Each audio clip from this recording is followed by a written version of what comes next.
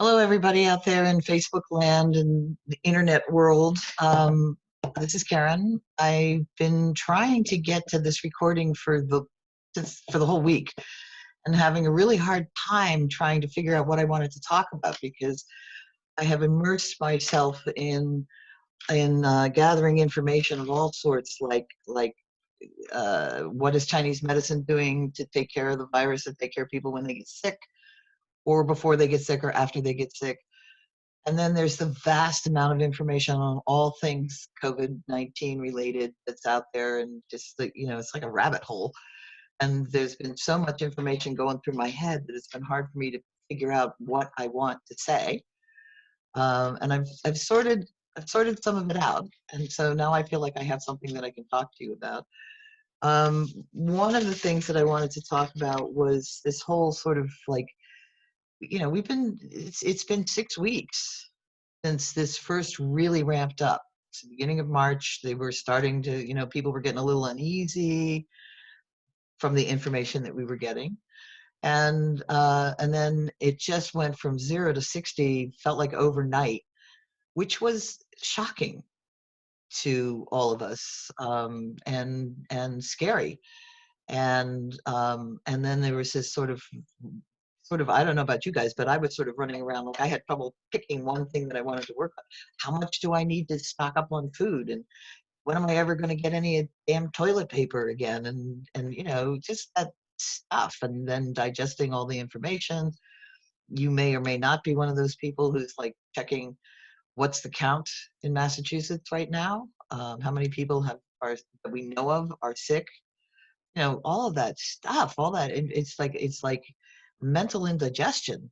It's just really hard, which by the way is a thing in Chinese medicine. You can get mental indigestion and it actually will show up as physical indigestion. Thankfully I haven't had that problem, but you know what I'm saying? There's just so much stuff out there to try and sort through. And now I feel a little bit like, so we hit 6 weeks on this, and it's it's it's no longer, well, first of all, you can't sustain terror for that long and still be functioning. So naturally it's going to ramp down a little bit. um, but this is not going to be over in a hot rush, and the repercussions of this are going to take some time to recover from. So we're in this for a longer haul than any of us hoped for, I think, since once it started. And so now I feel like, okay, there are certain places where I will check for information so I can keep up to date on that. And the rest of my time is trying to figure out how I'm going to live my life in these weird days. Because, the laundry still needs to get done. The cleaning, damn it, still needs to get done. It's like, it's my favorite thing.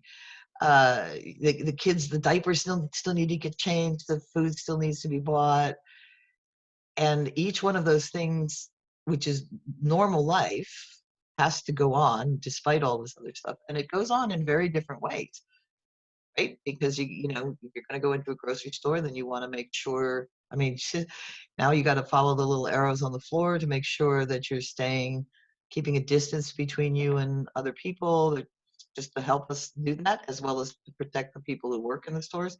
So same but different. But it's still a sort of, okay, now it's time to just dig in and try and function, um, in a new way. And one of the things that has, for me, and I think for other people, is calming down a lot we've kind of come down from terror to fear. And it would be nice if the fear would ramp down, but fear actually is a very good tool for us right now. Just a little bit of fear, not a lot of fear, because a lot of fear means it's hard to move or we make stupid decisions from it. But a little bit of fear helps keep us safe. So a little bit of fear helps us remember things like, I want to have a mask when I go out. I want to wear gloves when I go out. I maybe don't want to go out. So that's also okay. But so if you people who work in fields where, like, our first responders or our military, where they are in life or death situations, learn how to manage and use fear. So that might be scary in itself to think about it, but I would encourage you to try and breathe through it. A little bit's okay. You don't want to try and, I talked about this a couple of videos ago. Don't try to stop it necessarily, because that in Chinese medicine it's just going to make it last longer because you're resisting it. So if you're afraid, be afraid. And that, just allow yourself, say, I choose to be afraid. And then it'll start to ramp down a bit. So that piece is really important for us right now. Also, learning how to walk our lives respecting the people around us is really, really important. I'm going to talk a little bit about gloves and masks and how to use them. And one of the things that would I feel like I'm probably dumb to say this on social media, but I'm going to say it anyway. The first time that I encountered some gloves left on a surface by somebody who couldn't be bothered to walk 2 steps and put them into a trash can, I was really glad that I never learned how to use a gun, because I feel so strongly that those gloves, you wear those gloves because you don't want to get coronavirus on your hands. What do you think happens to that? If the virus is on the gloves and you take them off and drop them in the parking lot, and our police department has posted over 20 pictures of gloves just randomly dropped. It's not just littering, folks. You're endangering the person who has to pick it up. And so while it may feel very personal, this whole thing, and it does, it's like, this virus has messed with my mojo, and if that feels very personal, it's not personal. It's not personal. It's affecting all of us, and we're all trying to do the best that we can. Please make sure that that best that you can includes proper disposal of used gloves and used masks. That's my little lecture for the day. And now we're going to just talk about the masks. I went out and looked up a lot of information on the current status, because we went through this period of make your own, don't make your own, wear a mask, don't wear a mask. My feeling has always been that and this is now the CDC is saying this, and the WHO is saying this, wearing a mask is better than not wearing a mask. And the thing to keep in mind is that the reason that we wear masks when we go out into public is because we are trying to protect other people first, in case we're carrying the virus and don't know it. So that's a very good reason to wear them. Are they as good as the ones that the medical providers need? No, they're not. But they're better than nothing. And really, truthfully, we should not be trying to get the ones that are worn in hospitals, because there's a shortage, and the folks who are face to face and sometimes 12 inches away from the face of somebody who has this virus, they need that, or they're going to get sick and maybe die. So if you can make masks, or know somebody, be best friends with somebody who knows how to sew and have them make masks, then that's great. Start wearing the masks. So here's the care and feeding and how to use a mask. I do have some website with this information, and also one from the CDC about patterns for making a mask. And I'll put that up on our website, so you can check with that if you aren't like writing down everything that I say. This is a surgical mask. So this is the ones that you often see the doctors. It's disposable. It's supposed to only be worn once. This, by the way, that's as close as I want to get to having my hand anywhere near this part.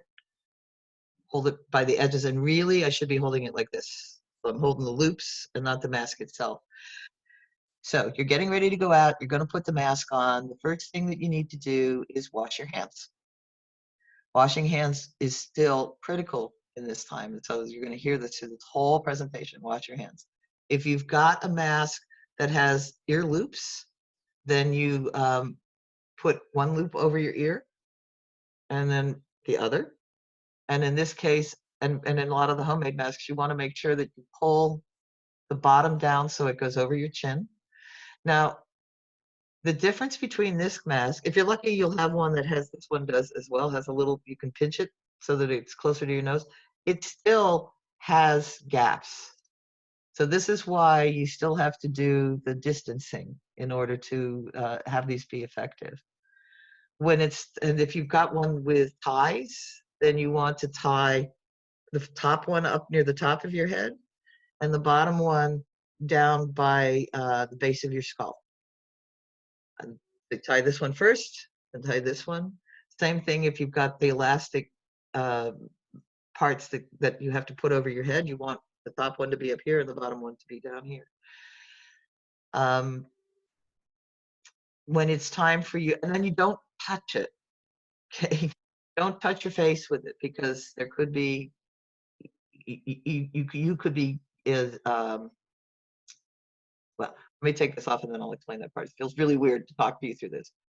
You take it off with a loop, you take it off with a loop, and quite likely you're gonna, if it's this kind, you're probably gonna throw it away because here's the thing, if they get wet or damp, or if your cloth masks get wet or damp, they're not as effective at keeping out the virus.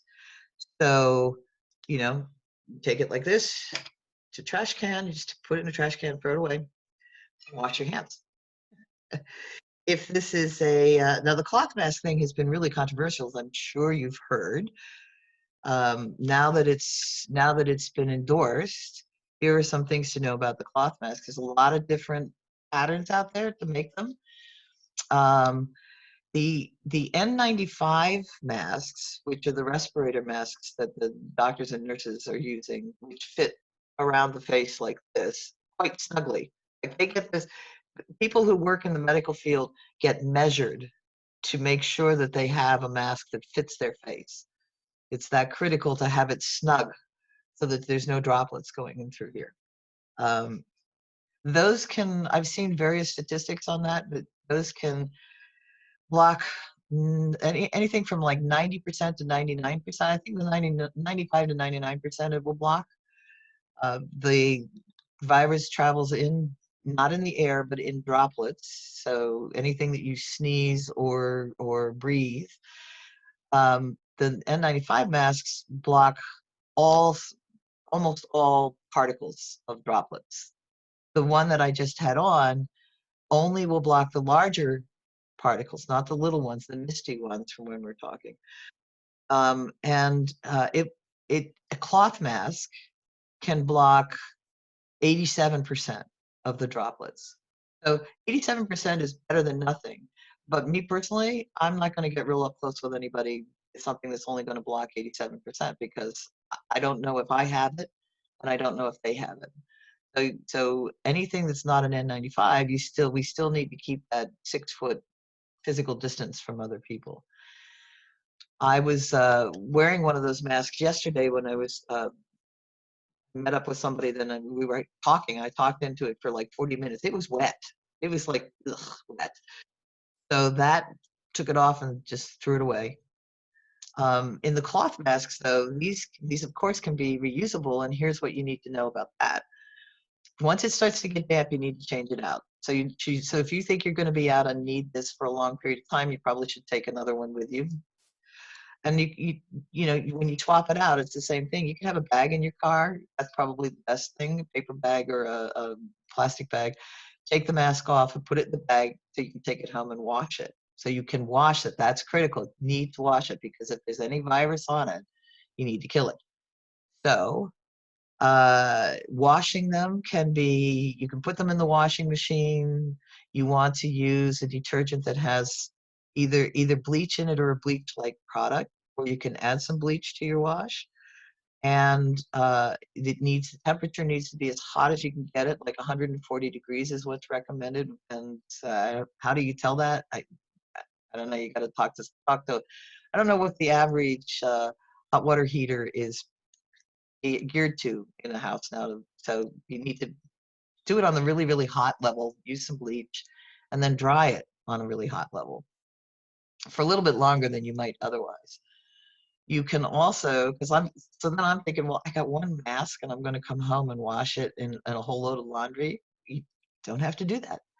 If you can hand wash it, you want to use, again, very hot water and soap, and you want to really scrub it, just like they tell us to scrub our hands. You think you really want to scrub the whole thing because it's the friction that actually degrades the cell structure of the virus. So really scrub it for 20 seconds, rinse it thoroughly, and you can either toss it in the dryer or you can hang it out in the sun, which is kind of nice if you do that because then the next thing that you breathe is going to be sunlight on cloth.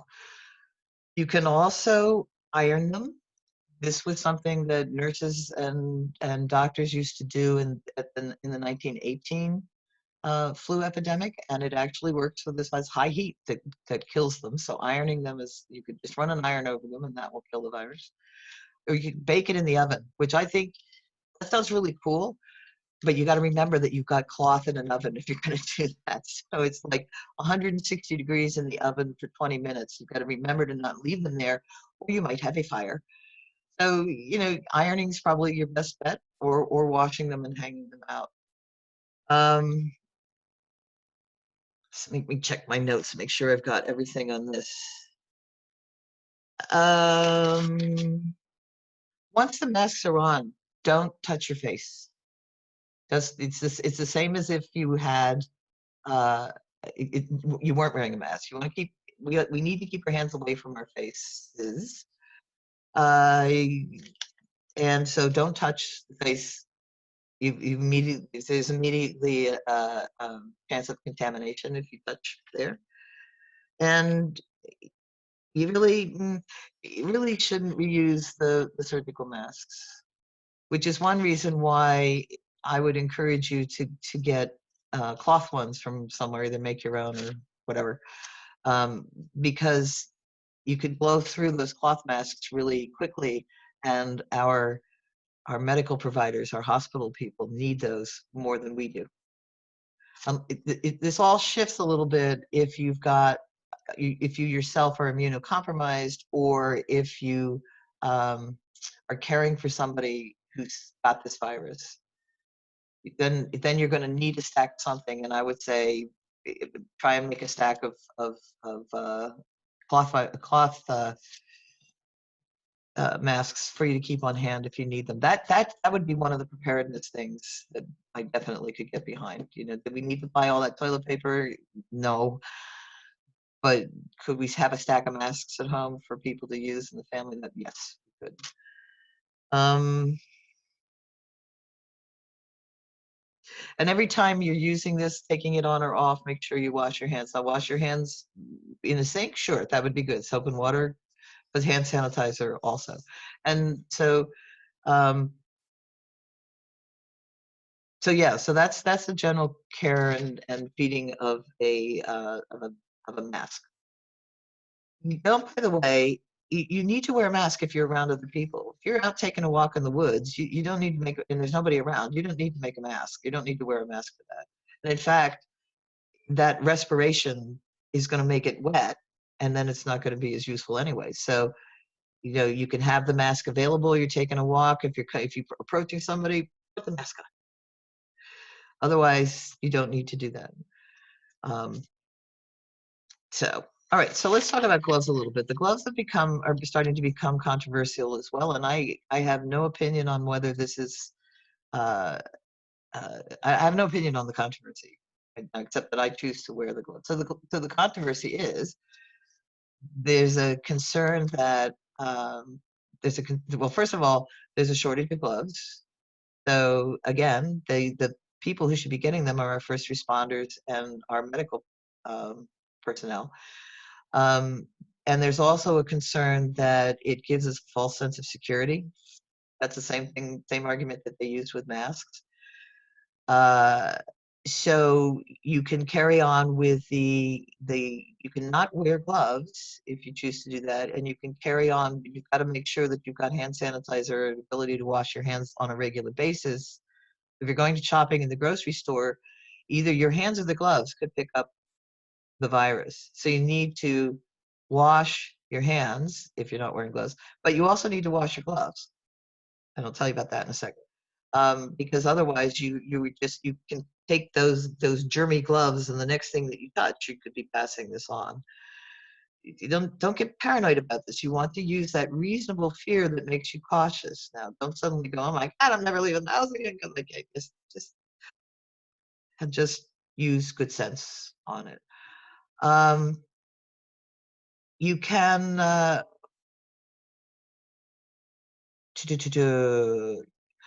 they meant to be for single use, by the way. So once you take them off, you should throw them away.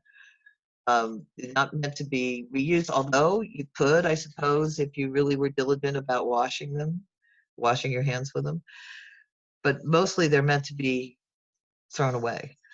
Now, there is a specific way to take these off that I'm going to show you once I struggle to get these on. I was really lucky when this whole thing started because I just happened to have some of these around my house for various noxious cleaning chores. And so I have a few, and I've been using them when I go out. Um, I'm just trying to get them on. Wash your hands before you put them on, and then put them on. Okay, so we got the gloves on, and I would suggest that when you put them on, that you make sure that something here at your wrist is stretchy on both.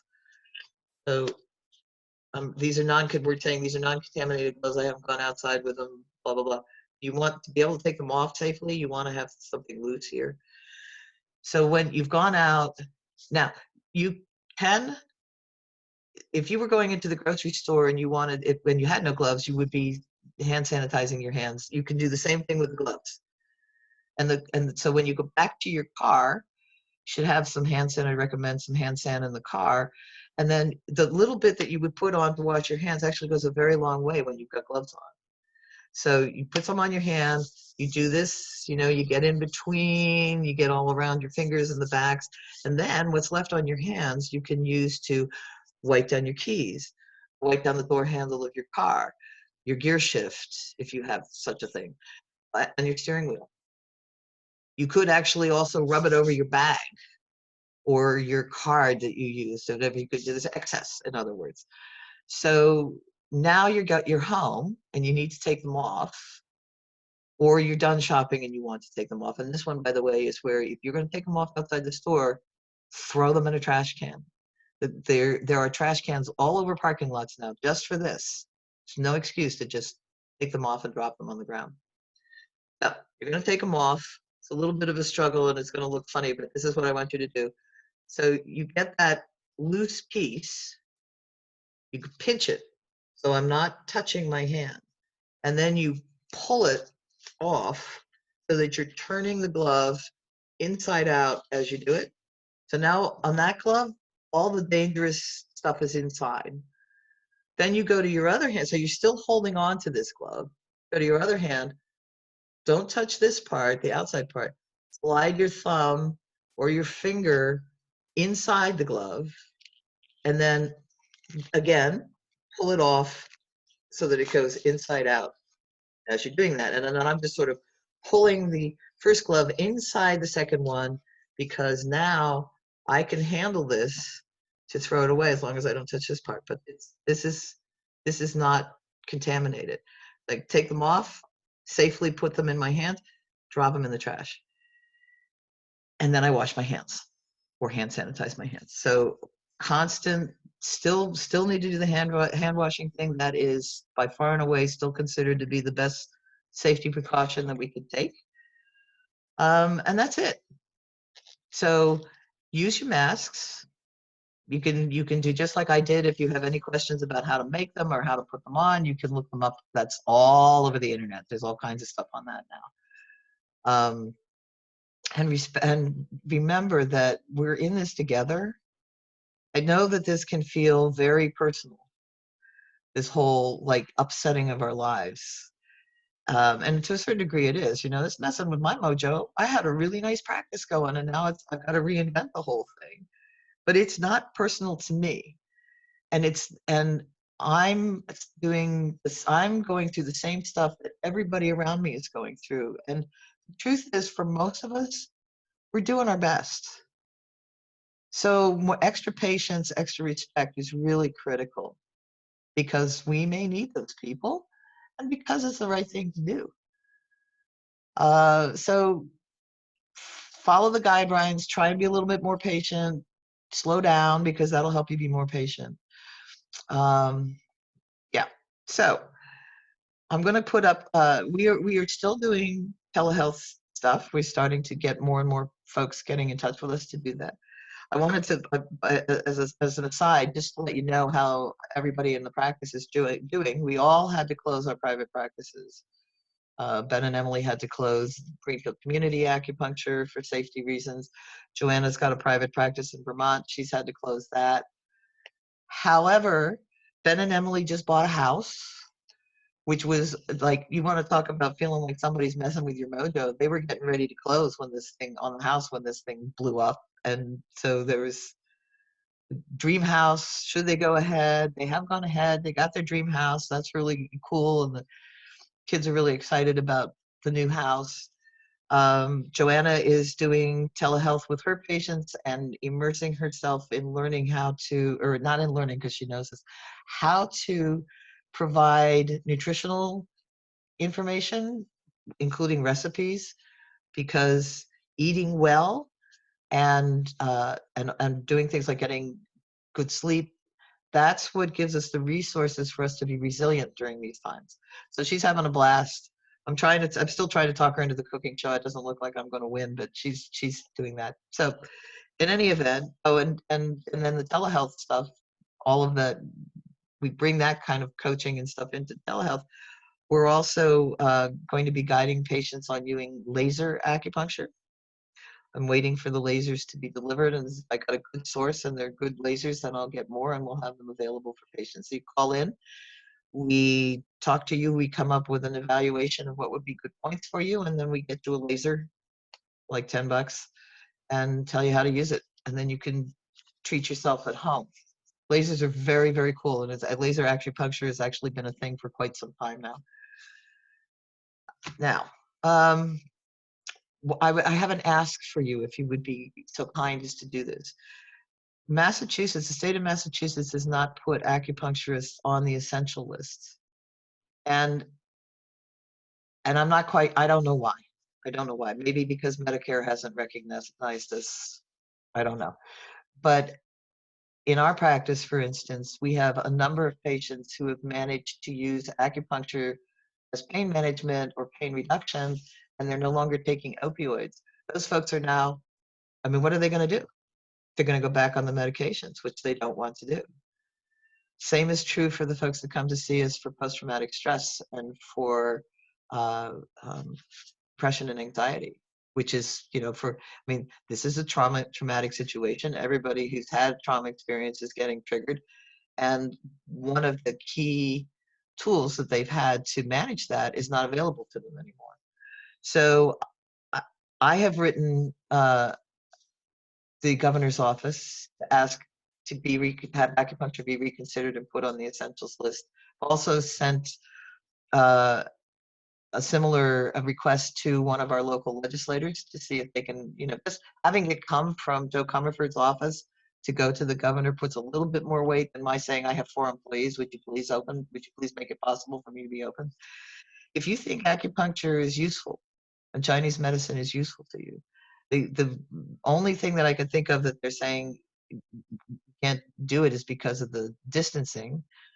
Chiropractors are on the essential list. PTs are on the essential list.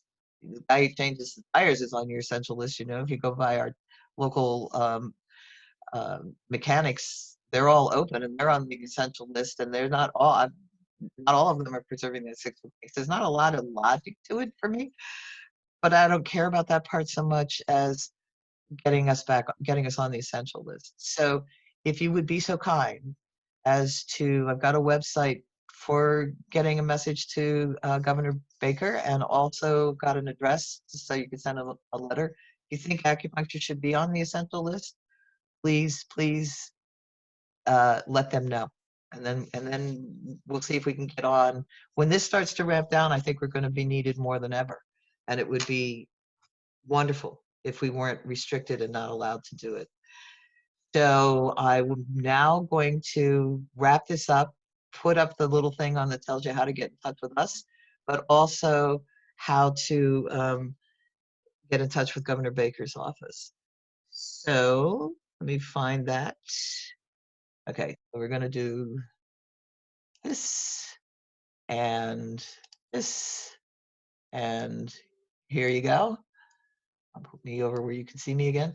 So you can get in touch with us if you're interested in the telehealth. That's how you reach us. Give us a call. We'll help set you up.